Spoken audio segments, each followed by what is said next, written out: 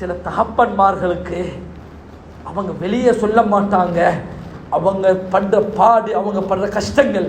ஆனால் அவனை கைகளை எடுத்து பார்த்தா, அவனோட கால்களை திறந்து பார்த்தா, அவங்கள் இருக்கக்கூடிய அந்த கவலைகளை கொஞ்சம் பேசி பார்த்தா, பிள்ளைகளுக்காக வேண்டி, மனைவிக்காக வேண்டி, பெற்றோர்களுக்காக வேண்டி அவர்கள் செய்யக்கூடிய தியாகம் ஆச்சரியமானது.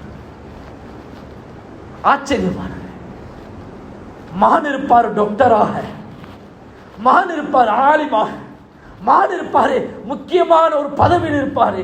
ஆனா அந்த முக்கியமான பதவிக்காக வேண்டி அந்த தகப்பன் பட்ட பாடுகள். அன்பார்ந்தவர்களே, சில நேரத்தில் சில சகோதரர்களுக்கு நாங்கள் ஏசி கொண்டிருப்போம், ஏன் இவ்வளவு காலமாக வீட்டுக்கு வராமல் இருக்கிறாரே, வெளிநாட்டில் இருக்கிறாரே. ஆனால்